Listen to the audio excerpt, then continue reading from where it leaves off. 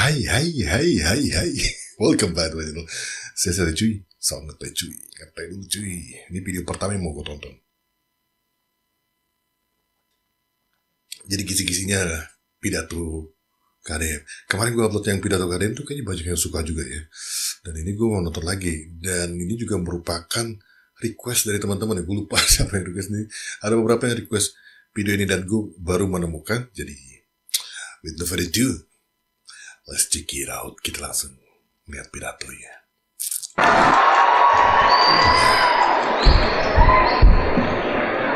Assalamualaikum warahmatullahi wabarakatuh. Waalaikumsalam. Sampurasun. Ternyata kampus, sawah, terminal itu sama. Kalau mengekspresikan kebahagiaan, apapun dilakukan. Mau tepuk tangan, mau sweet, mau apapun. Jangan pernah dibatasi, karena itulah diri kita yang sebenarnya. Hidup jangan berbalut dengan kepura-puraan, karena kepura-puraan itu menyiksa diri. Lebih baik apa adanya, yang tidak baik tuh ada apanya. Saya ucapkan terima kasih ya buat Pak Rektor. Seluruh tata acaranya dari awal sampai akhir itu mengantarkan pada sebuah tujuan. Sebenarnya Pak Rektor mau nulis proposal, tetapi pakai bahasa Sunda yang sangat halus. Saya ngerti lah, undang saya ke sini pasti ada arahnya kemana. Dibungkuslah Stadium Jenderal. Ujungnya adalah Al-Jabar harus bagian dari UIN itunya. Dan saya sebenarnya sudah menjawab itu dengan meminta Dr. Tata Sukayat sebagai Ketua DKM. Sesungguhnya sudah menyerahkan secara tidak langsung, Pak. Dan sebelum Bapak ngomong, saya begitu masuk sini saya sudah WA kepala PU saya, bangun akses jalan atau jembatan yang memadai dari UIN ke Al-Jabar. Bikin jalan lagi. Wah, beneran sumpah nih cuy. Nanti pemilu berikutnya, menurut gue sih gak usah dipilih lagi sih dia. Gak usah dipilih lagi, kalau nyalonin jadi gubernur gak usah sih menurut gue. Kalau presiden oke. Gak layak dia kalau dipilih lagi jadi gubernur, gak layak menurut gue. Gak usah cuy. RI 1 kita gasolin agar bisa tahun depan dinikmati. Insya Allah tidak pakai lama. Saya nanti sudah minta dan mungkin sore tim saya sudah menghitung biayanya berapa. Dan saya tidak akan membebankan pada UIN. Kenapa? Dengan membebankan pada UIN saya sedang memberikan beban kepada mahasiswa. Jadi ini yang pernah gue dengar bahwa dia kan memang peduli concern terhadap infrastruktur itu penting ya jalan. Tapi juga secara manusianya juga perlu infrastruktur manusianya. Dan ini salah satunya ketika kampusnya oke, jalannya oke, kan jadi banyak orang yang akan bersekolah di sini kan, kuliah di sini maksud gue. Kampus suruh membangun berarti kan dulu kampus begini berada. Karena saya tahu berapa anggaran Kementerian Agama untuk ini. Saya ucapkan terima kasih. Ini sahabat saya Ketua Senat yang sekarang tinggal di Bekasi. Mudah-mudahan dengan keberadaan Bapak Bekasi berubah dari kekumuhan menjadi sesuatu yang indah, terhambat. Kemudian para wakil rektor, saya ucapkan terima kasih. Sekretaris Senat Mahasiswa, Direktur Pasca Sarjana, saya ucapkan terima kasih Kang Jana sudah ngasih kesempatan saya ke sini. Kemudian ada profesor saya, teman saya HMI dulu, terima kasih dulu jadi panelis ketika saya debat. Saya mohon maaf belum ketemu sama Bapak. Setahu saya itu Bapak bukan UIN Pak, IAIN Cipadung Bapak itu. Kemudian teman-teman saya dari Pemprov Jabar, Pak Asisten semuanya. Gua ngerti tadi barusan. Pak Menteri Agama ini ceramah di saya, dan seseorang yang berani melakukan pendapat-pendapat terbuka dan dibukakan kepada umum tentang sesuatu yang sering tabu dibicarakan.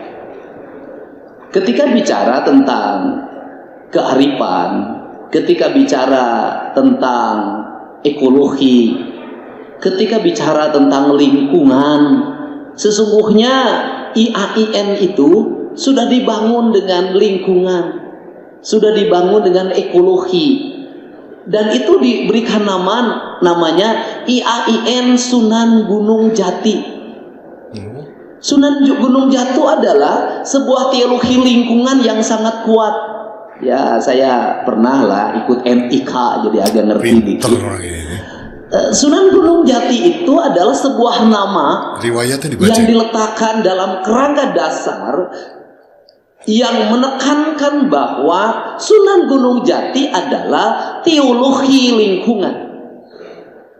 Karena itu teologi lingkungan, sesungguhnya antara Tuhan dengan alam adalah satu kesatuan. Antara Tuhan dengan kemanusiaan satu kesatuan. Maka orang Bali itu mengajarkan tentang Trihite Karana. Orang Sunda itu mengajarkan tentang Tritangtu Dibuana, Rama, Resi, Prabu, Gunung Kudu Awian, Lengkop Kudu Balongan, Lebak Kudu Sawahan. Dan seluruh rangkaian apa yang saya ucapkan sekarang yang disebut dengan stadium general itu sudah disampaikan dalam doa tadi. Saya baru menemukan doa yang begitu teologis. Biasanya doa-doa itu begini doanya, ya Allah berikanlah kemenangan pada kami sebagai partai politik. Itu di depan itu beda-beda partai, dia menghadiri ada acara satu partai, doanya adalah berikan kemenangan kepada partai kami. Yang di sana tangannya begini kan. Ikut doa. Nah, sebenarnya doa tadi adalah doa teologi yang menyangkut tentang ungkapan manusia dengan Tuhannya. Doa-doa itu adalah doa-doa yang mengikatkan. Maka Sunan Gunung Jati adalah sebuah nama yang mengikatkan manusia pada tiga hal, pada alam bihari, alam kiwari, jeung alam boisu. Apa itu alam bihari? Itu dalam teori-teori filsafat itu yang disebut dengan alam ide.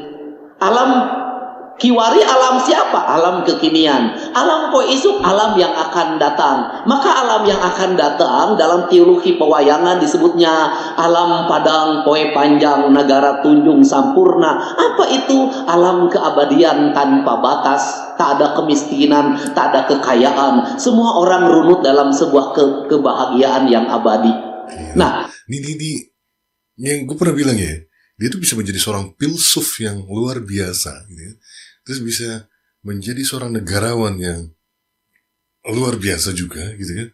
Ini orang bisa menjelma jadi apa aja gitu, dengan kesederhanaannya dia. Dan pidato dia entah kenapa kemarin gue juga baca komen-komen, ternyata bukan gua doang ya yang suka pidatonya KDM ya, yang menjadi penikmat pidato KDM ternyata bukan gua doang. Dan kayaknya baru ini deh gua sendiri mengakui, baru ini demi Allah nonton pidato sampai habis. Kemarin gue baca juga banyak yang nonton sampai habis. Thank you ya. Emang harus sih, gue sampai nonton 2 kali, harus diulang-ulang karena banyak ilmu-ilmu yang disampaikan KDM ketika dia berpidato. Ada yang menarik bahwa Sunan Gunung Jati itu di Cirebon, tetapi dia menamakan namanya gunung. Padahal di Cirebon nggak ada gunung. Tapi gunungnya Gunung Jati. Apa artinya? Bahwa tidak akan bisa menemukan tentang esensi ketuhanan secara paripurna. Ini Kang Jana dulu adalah dosen NIK. Bukannya ada Cirebon? Di Kuningan kan kabupaten, kota madanya Cirebon kan? Ada dong Pak Dedi. Gunung Ciremai ada itu. Yang ngajar. Kalau dia tidak bisa mengenali jati dirinya, maka ketika mengenali jati dirinya orang Sunda, mengenalkan diri ketika bertemu dengan orang lain dengan jati diri, sampuraning ingsun, sempurnakan diri Anda sendiri. Maka orang yang sempurna itu adalah orang yang rawayan jati, yaitu Migusti kadiri nyaah kapapada hirup. Itulah manusia rawayan jati. Ketika nyaah kapapada hirup, maka yang hirup itu bukan hanya dipandang manusia dan kemanusiaan, tapi yang hirup ini adalah seluruh alam raya. Ini adalah kehidupan. Maka seluruh alam raya kehidupan itu kehidupannya harus diorkestrasi dengan apa? Teologinya apa? Teologi kemanusiaan, teologi yang mengajarkan tentang kemanunggalan. Maka teologi kemanunggalan saya jabarkan dalam visi pembangunan Jawa Barat, yaitu adalah pembangunan Jawa Barat berkarakter. Yang disebut dengan berkarakter adalah manusianya harus sesuai dengan karakteristik lingkungannya. Dia sesuai dengan tanahnya, airnya, udaranya, dan mataharinya. Maka dalam gambar-gambarnya, dalam warna-warnanya, tanah dilambangkan dengan warna hitam, air dilambangkan dengan warna putih, udara dilambangkan dengan warna kuning, api atau matahari dilambangkan dengan warna merah. Keempat itu yang disebut dengan papat kalimat pancer atau papat kalimat tunggal. Maka papat kalimat tunggal itu adalah sebuah teologi yang memanunggalkan manusia dengan seluruh alamnya. Karena dia memanunggalkan, maka pembangunan adalah proses menuju ke panunggalan. Maka pembangunan menuju ke manunggalan tidak boleh pembangunan memisahkan. Karena tidak boleh memisahkan, maka pembangunan bertentangan dengan prinsip ketuhanan dan prinsip teologi. Karena tidak boleh memisahkan, maka dia harus menyatukan. Karena menyatukan, maka lahirlah yang disebut dengan sareundeut, saigel, sabobot, sapihanean, kacai jadi seluwi, kadarat jadi salogak. Itulah prinsip. Maka prinsip pembangunannya itu ada yang disebut dengan silih wangi, silih asa, silih asi, silih asu. Seluruh sistem nilai ini hidup dalam sebuah kehidupan yang masing-masing berbeda. Orang Jawa dengan teologi Jawanya, orang Sunda dengan teologi Sundanya, orang Kalimantan dengan teologi Kalimantannya, orang Bali dengan teologi Balinya. Kenapa? Karena nilai-nilai Tuhan sebagai transendensi dan imanensi hanya akan bisa dirasakan melalui pendekatan alam atau pendekatan ekosistem. Maka memahami gunung itu memahami ketuhanan dalam teologinya orang Sunda. Kenapa? Orang Sunda mendapat keberkahan Rahman dan Rahimnya Allah semuanya melalui gunung. Maka gila, ini orang tanpa teks. Dan kalau kalian perhatikan, dia pasti selalu merem ya, kayak dia ngambil ingatan dia, ilmu-ilmu ini gitu kan, terus menyambungkan kata-katanya itu benar-benar dari hati gitu, kayak dia ambil semua itu dari hati ya. Kayak dia pejamkan mata ya. Wah, gokil. Esensinya di situ. Minglung kawakku mi bapa kajaman. Maka gunung itu menjadi simbol ketuhanan. Maka dibuatlah gunungan. Makin ke atas dia makin tunggal, makin ke bawah maka dia makin banyak komponennya. Dan orang Sunda menyebut gunung disebutnya adalah alam parahyangan, yaitu alam kesucian yang tidak boleh dia dinodai oleh aspek-aspek yang bersifat kebutuhan. Maka Raja Sunda tidak ada ukurannya. Kenapa? Karena dia menjelang akhir hayatnya pergi ke gunung untuk tidak kembali lagi. Untuk apa? Agar gunung dihormati oleh penerusnya. Agar apa?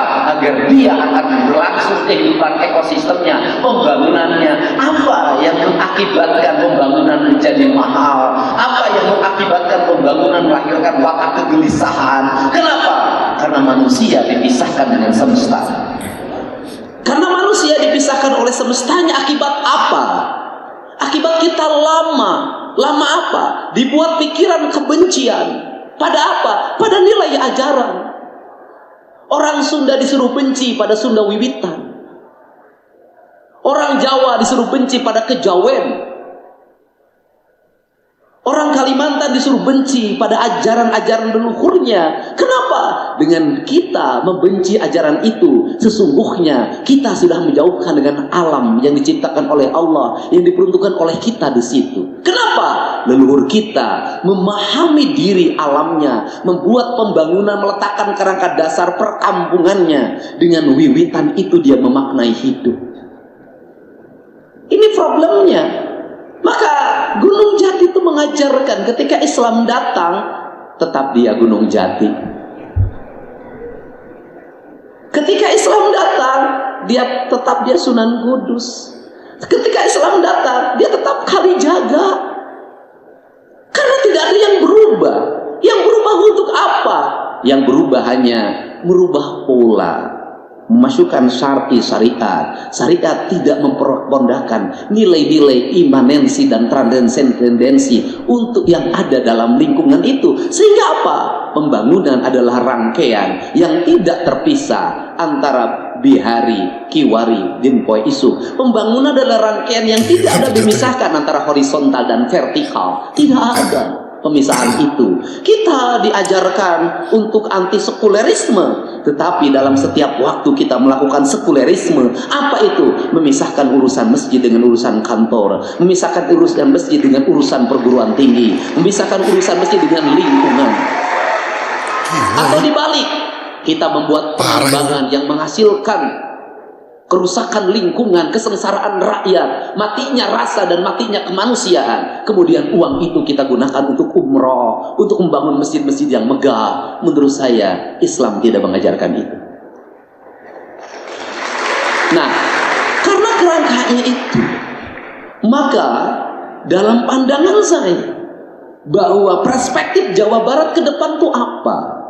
Kata saya, Jawa Barat kudu balik ka dirina mulang kasar. Kenapa? Kita tahu kita gagal dalam mengelola pembangunan ini. Buktinya apa? Eksploitasi sumber daya alam secara terus-menerus. Kerusakan lingkungan yang tidak pernah berhenti. Apa yang dilahirkan? Kemiskinan yang masih tinggi. Jurang pemisah, disparitas antara kaya dan miskin sangat jauh. Terus kemudian generasi mulai hilang jati dirinya. Dia terpisah dari lingkungannya. Apa ciri manusia terpisah dari lingkungannya? Anak dekat dengan bapaknya, dengan ibunya dalam setiap waktu, tapi masing-masing asik dengan HP yang digunakannya, seolah satu sama lain tidak saling mengenal. Iya lagi. Dosen dalam satu ruangan dengan pergerakan digital. Dia mengajarkan tentang masa depan, dia mengajarkan tentang AI. Tetapi dosen itu tak ada hubungan batin dengan muridnya. Karena tak ada hubungan batin dengan muridnya, maka dosen hanya mengantarkan pikiran akademik, tapi tidak mengantarkan rasa dan cinta. Kalau tidak mengantarkan rasa dan cinta, maka ucapan dosen bukan ucapan doa, hanya ucapan kata-kata tanpa makna, yang berujung di apa? Peningkatan kualitas pendapatan dalam setiap bulan. Sistem pendidikan kita dibuat seperti itu dalam setiap waktu. Dikupas semuanya dia. Saya bicara dengan kepala Dinas Pendidikan Jawa Barat. Saya bilang, bisa nggak anak-anak itu pulangnya jam 14.30? Jam 13.30. Kepala Dinas Pendidikan mengatakan tidak bisa. Kenapa? Karena guru nanti kehilangan jamnya. Kalau guru kehilangan jamnya, maka dia akan kehilangan nilai sertifikasinya. Maka setiap orang hanya mengejar jamnya, bukan mengejar esensi dari jam itu. Jadi korban anak sekolah.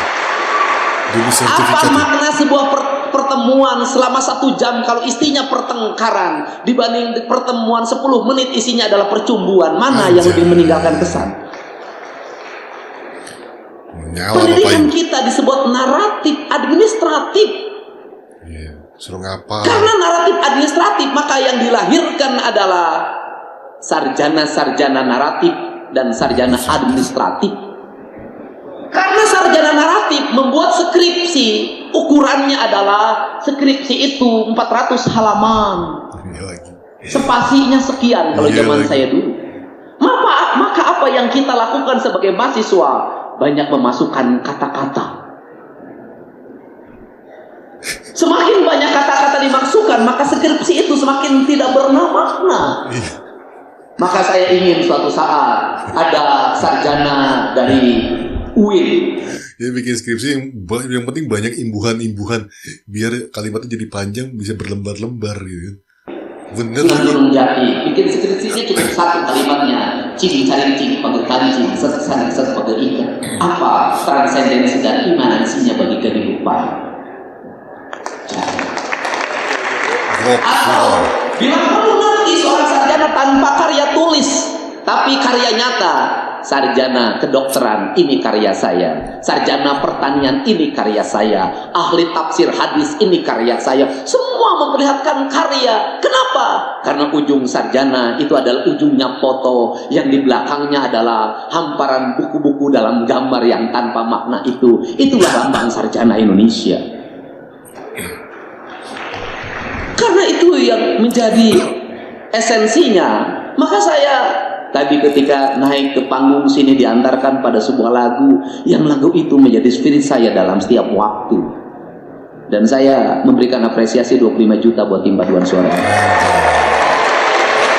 Ya, jadi ada lagu, gue udah dengerin juga lagu ini. Cuma kena copyright cuy. Jadi kena copyright tadi, tapi gue udah dengerin. Dan kadang sempat menangis setelah denger lagu itu.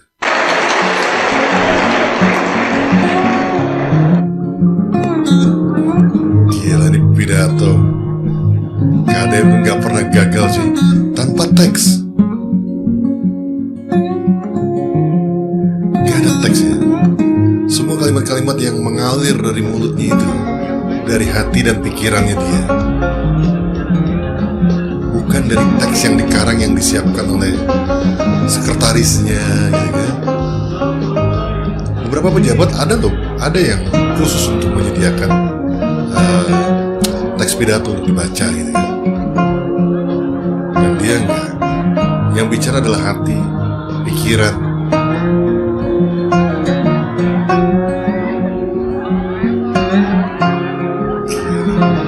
Oh ya. Nanti kalau pemilu dia mencalonkan gubernur lagi, gak usah dipilih cuy.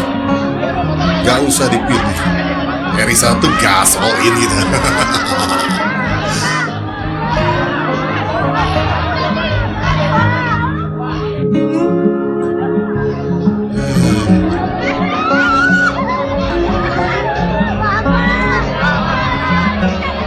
Pemilu presiden gak perlu kampanye. Gak usah panggung-panggung pada ini. Gak usah ngeluarin duit. Pokoknya hari pencoblosan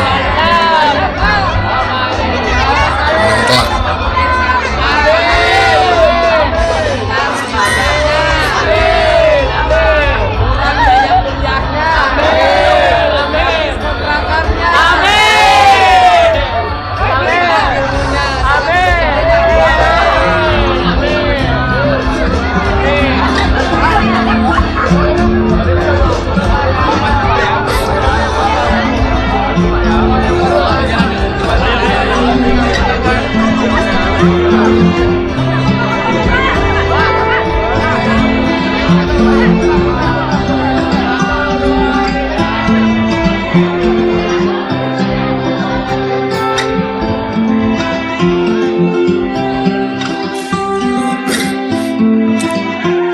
Suara mahasiswa aman, suara mama-mama aman, suara cowok-cowok kayak kita aman cuy. Menang telak sih hari 1 sih. Kalau dia seperti ini konsisten 4 tahun seperti 5 tahun seperti ini, menang sih.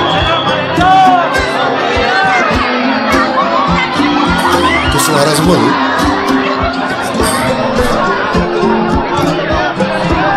Gak perlu pada saat kampanye baru datengin mahasiswa. Jauh-jauh hari dia udah mendekatkan diri. Kawan KDM nih, kawan KDM, kawan Bapak ini.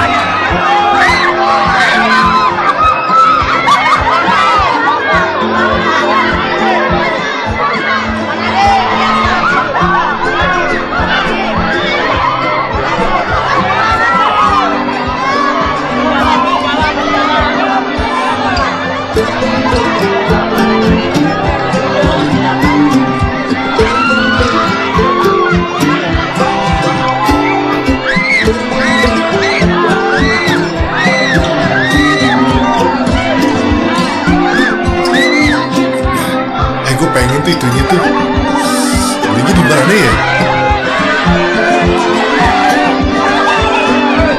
cuy, ikat kepala kepalanya Kadin tuh bingung gimana sih cuy, yang kayak begitu persis tuh. Pengen deh gue pakai.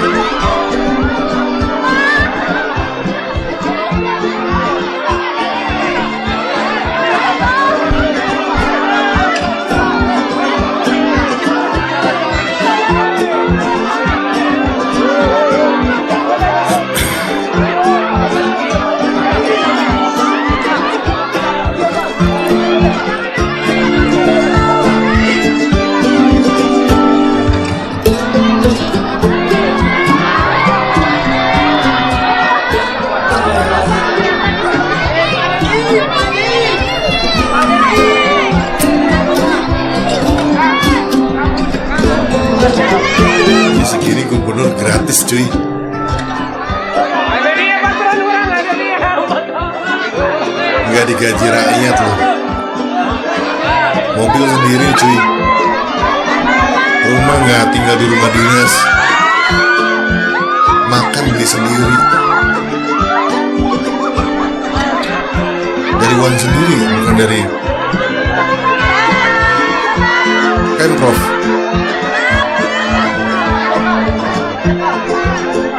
Biaya makan sendiri, rumah sendiri, listrik sendiri, gaji nggak diambil. Dia hanya memegang dana operasional gubernur. Itu juga haknya. Yang lain juga semua haknya dia. Bisa diambil, tapi dia nggak ambil. Dia ambil dana operasional karena satu ya besar juga sih memang itu ya. Jadi dia bisa gunakan itu untuk ya tadi jalan dah dijanjikan akan dibangun. Suryalaya juga gitu kan, dikasih jalan sama dia. Infrastruktur untuk pendidikan, sehingga tempat-tempat sekolah jadi mewah ya, bagus, dan harapannya jadi banyak peminat yang ingin sekolah di sana. Wah, ini sumpah Gubernur aing Jawa Barat satu-satunya gratisan, kerjanya kayak gini, lagi bayar, dana operasional berapa M, 1 T juga gue rela gue. Banyak juga kemarin yang komen 1 triliun juga rela, sama 1 triliun juga gue rela, karena ya untuk masyarakat lagi gitu kan. Dan mudah-mudahan APBD Jawa Barat tambah naik ya cuy, karena kan dia persentase tuh, dapat dana operasional kan persentase tuh. Mudah-mudahan tambah banyak lagi dana operasionalnya, dan itu untuk membangun. Boleh tidak sih guys, gue mau nonton video yang lainnya. Sehat-sehat Ici. Yusuf Rap, bungkus.